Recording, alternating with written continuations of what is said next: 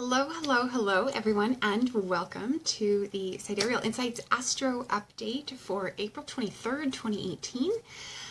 With the Sidereal Astro update, we explore the astrology of the current planetary transits across the heavens from a Western sidereal perspective. And you are more than welcome to bring your sidereal natal chart to the broadcast, to the discussion. If you'd like to look for activity in your chart at planets or points we may be talking about today on the broadcast. I'm 𝗦𝗲𝗲. I'm the astrologer and artist of Mystic Physick Astrology, and I use Western sidereal astrology to help you reconnect with your soul purpose and remember why you came. And my aim with the broadcast is always to provide guidance on how we can consciously use the energy of the transiting planets to affect our lives in a positive way. And so today we'll be talking a bit about Pluto retrograde, which is a several-month-long transit that's just getting underway. We're going to talk about the upcoming Mars-Pluto conjunction, and we're going to talk a bit about Mars's tour through Capricorn, which will be starting early next month, and what it means when Venus is out of bounds. And so, to kind of get you oriented, we recently had Jupiter turn retrograde. We've had Saturn station retrograde just about 5 days ago, and now Pluto stationing retrograde. And so we have quite a bit of retrograde activity going on, primarily concentrated in the mid to outer planets right now, although we will have Mars joining in that over the summer, and Venus as well. So keep an eye out for our future broadcasts where we talk a little bit more in depth on what those retrogrades will mean for us. But yes, just on the 17th, we had Saturn station retrograde in Sagittarius. And so this is, depending on where you have Sagittarius falling in your sidereal natal chart, this is going to give you a little bit of breathing room in that house. It's an opportunity to go back and re-examine activity of that house where you may have unmet commitments or responsibilities that you need to hold up. And it's an opportunity for you to make sure you've met those commitments and upheld those responsibilities before Saturn goes direct again. And so this is a really wonderful opportunity for making sure that we clean up our end of any bargains we've made in our Sagittarius house. Okay, and Saturn will be retrograde there until September 6th. So this is going to be going on throughout the summer months if you're in the northern hemisphere, winter months if you're in the southern hemisphere.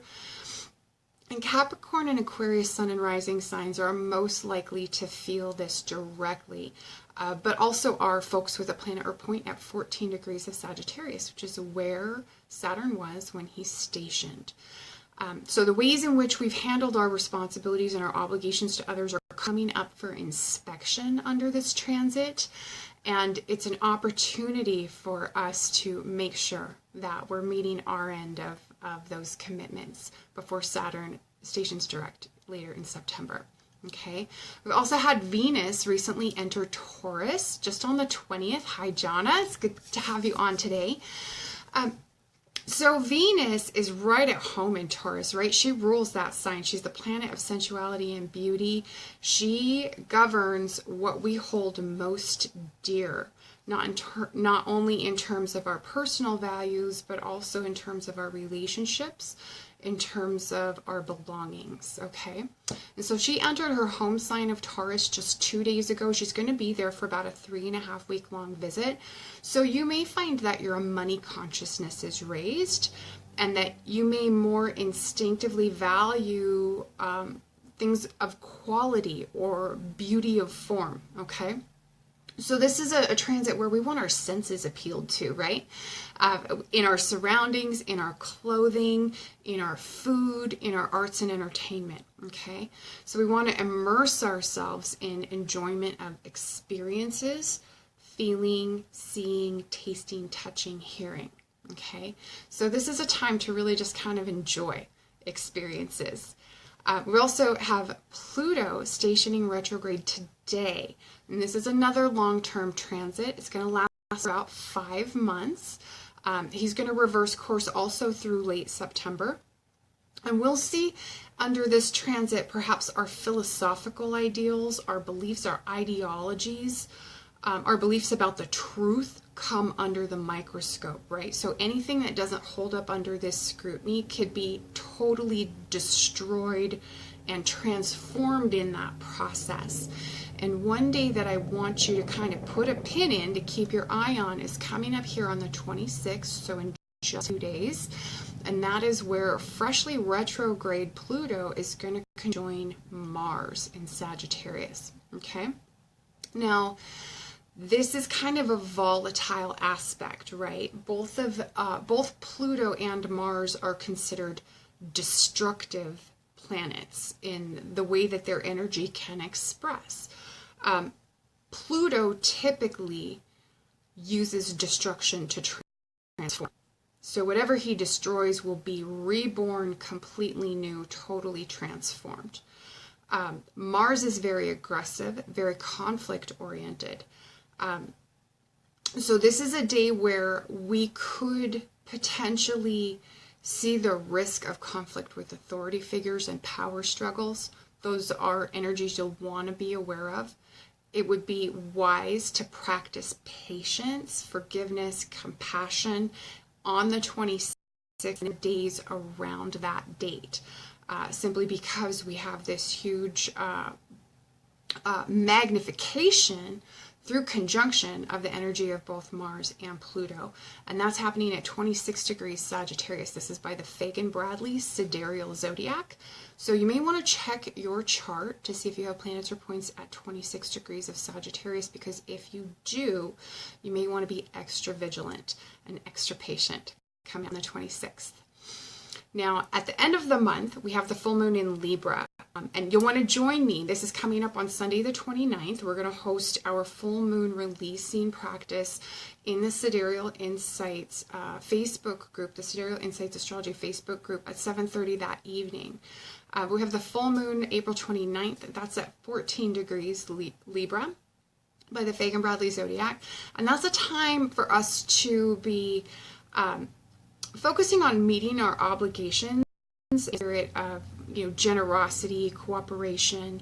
It's a time for being a good partner in all the ways that we partner. So not just with our romantic partners, with our business partners, but in all the relationships where we play a significant role. So be sure and join me in the Sidereal Insights group for that on Sunday the 29th. Early May, on the 4th, we have Mars moving into Capricorn, and this is going to be a particularly, I think, significant transit for some folks, and it's a really wonderful opportunity for several reasons, and we're going to get into why here in just one moment. Hi, Danielle. It's good to have you on, too. Now, part of the reason that this is significant is because Mars is exalted in Capricorn. We're going to talk a little bit about what that means. And how it benefits all of us. A planet that's exalted, that's considered an essential dignity. The planet itself is fortified by its position, by the sign that it's in. Now, let's talk a little bit about Capricorn and why Mars would be exalted in Capricorn, since Mars and Saturn are typically considered kind of natural enemies, right? Capricorn is cardinal Earth. It's a sign which naturally rules the 10th house. It represents ambition and achievement through dedication, through commitment, through self-discipline. It represents our highest potential and what we must do to attain that highest potential. Okay? Now, it's ruled by the Sun, which is the taskmaster planet, right? We can liken Saturn kind of to maybe a drill sergeant or a general, right? Saturn is kind of the boss, the manager, barking orders and making sure everyone meets their individual responsibility. And if not, then he's in charge of making sure we see the consequences of that, right? And so this then, Capricorn is about our ability to delay gratification in pursuit of a higher goal, okay? Mars is the natural ruler of Aries, okay? And both Aries and Capricorn are cardinal signs. So recall for a moment that cardinal signs are ambitious, they're self-motivated, they initiate, they start things, right? Other signs tend to finish things, but cardinal signs start things. And so in that way, Mars and Capricorn inherently complement each other, okay? Mars represents our energy, our drive, our initiative. Keep in mind, it's the very first sign of the zodiac. It represents our desire and our willingness to take action toward that desire, okay? So our innate drive to do. The trouble with Mars is that he can sometimes tend to peter out before crossing the finish line, right? Sometimes that's through boredom or loss of interest. Sometimes it's through loss of energy, because we do really need to be cognizant of managing our energy, right? Kind of like if you're running a marathon as opposed to a sprint. You want to save some energy so you can put on a burst of speed at the end, right? So Mars, when his energy and initiative and drive, when they're modified and tempered by his placement in Capricorn, Capricorn's earthy determination and self-discipline, especially when in service to that higher goal, when Mars is there, there's really no limit to what we can achieve when we take action, okay? Now, normally, Mars's transit through a sign lasts about 7 or so weeks. Mars is going to retrograde beginning June 27th until August 28th, extending Mars's stay in Capricorn until November 5th of this year. That's almost 6 months with Mars in his sign of exaltation. So this is a really fantastic opportunity to accomplish a lot towards our highest ambition, towards our dreams and goals. It's a 6-month stretch where we can do that with a brief period of time in the middle for about 2 months, where we're going to have an opportunity to redo anything that's not working. So if we've taken action towards things and some of those actions have kind of petered out or not gone anywhere, it'll be an opportunity to come back and re-examine why did those actions potentially fail us or not achieve what we want to, and what new action can we take? How can we alter our approach? So it's a really wonderful 6-month-long opportunity instead of an almost 2-month-long opportunity, okay? So this is going to be a wonderful way to use the coming 6-month transit of Mars in Capricorn. And then also in early April, we're going to have Venus go out of bounds. Now, we talk about out of bounds planets once in a while on the broadcast and in the group.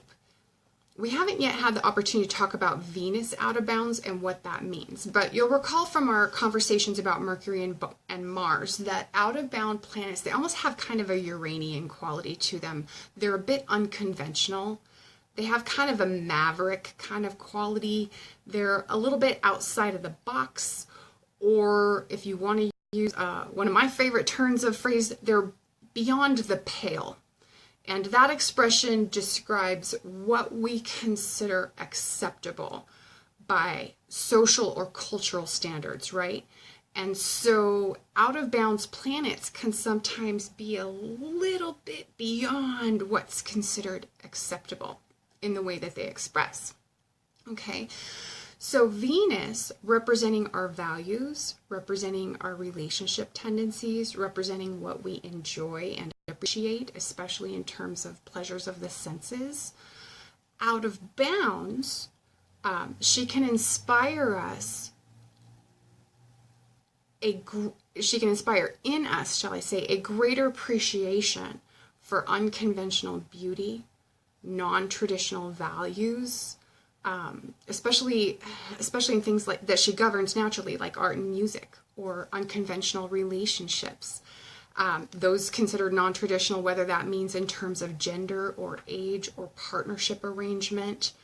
And she can also inspire unusual and non-traditional business arrangements or business dealings when she's out of bounds. Okay? Now, the flip side to that is that we can sometimes tend to snobbishness when Venus is out of bounds, kind of an elitism, right? And also to maybe an excessive materialism and overindulgence in sensual pleasures, or what you might call pleasures of the flesh, things like food, drink, drugs, sex, consumerism, right? Now, Venus is going to be out of bounds until June 7th. So we'll have that in play for about a month in the early-most phases of Mars's tour through Capricorn, okay? So this is what we have, significant and major, coming up in the next couple of weeks to deal with in terms of our transits. Like I was saying, we have Jupiter and Saturn retrograde already, and Pluto just joined them. We have, excuse me, I lost my notes here. We have Mars about to move into Capricorn for an unusually long period of time. That's 6 months, just after the beginning of May. And we also have Venus headed out of bounds, which is kind of an unusual expression for Venus. And so those are what you'll kind of want to make note of and keep an eye on, and just some things to remember about how those transits might play out in your life, or how you might witness them playing out around you. I do have a couple of announcements after today's broadcast. So we did email out a reminder about this broadcast of Sidereal Insights Astro Update. And what I want you to do is check your email, open that up, even if you've joined us. And down at the bottom of the email, there's a link for you to update your email preferences. And what I have done is added, I've broken out your email preferences into 3 options. You can sign up for the Mystick Physick Astro newsletter, which comes out a couple of times a month, usually letting you know when the horoscopes are available on the website.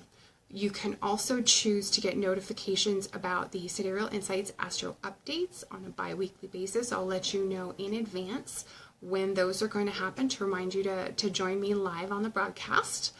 And then you have the option of signing up for notifications to be reminded about our lunar living streams, our new moon and full moon intention setting and releasing broadcasts, which happen in the Sidereal Insights group. And so if you tend to join me for some of those live streams and not for others, you can choose now. You can select what you want to get reminded about. And I would encourage you to go in, open up that email, scroll down to the bottom, and select that link to update your email preferences. And that way you won't be getting more emails from me than what you would normally want. But also so that you know if there's something you do want to be reminded about, if you want to make sure you're getting notified about the Lunar Living broadcasts or about the Sidereal Insights Astro updates that we do every 2 weeks on the Mystick Physick Astrology Facebook page, you'll get notified. So be sure and update your preferences. Also, don't forget to join me Sunday the 29th, as we talked about earlier, for the full moon releasing for the full moon in Libra. That's at 7:30 p.m.